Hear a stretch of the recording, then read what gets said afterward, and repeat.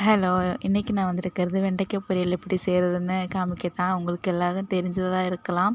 நான் எப்படி செய்கிறதுன்னு தான் இதில் காமிக்க போகிறேன். என்னோடய தமிழ் கேட்டுட்டு யாரும் பயந்துக்க வேணாம். நான் கொஞ்சம் மலையாளம், கொஞ்சம் தமிழ். போக போக சரியாயிடும்னு நினைக்கிறேன்.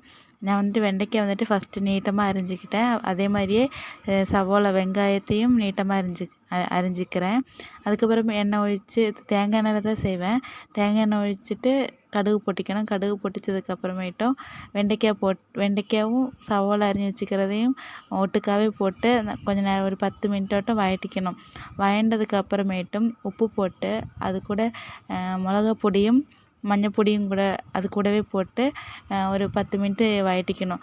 அடைச்சி வைக்க தேவையில்லை. நான் அடைச்சி வைக்கிறதே இல்லை. பக்கத்துலேயே தான் நிற்பேன். எங்கேயும் விட்டுட்டுலாம் போக மாட்டேன். பக்கத்தில் நின்று வதக்கிட்டே இருந்துட்டு ஒரு 10 மினிட்டு தான் அதோட வெந்துடும் அதுக்குள்ளே.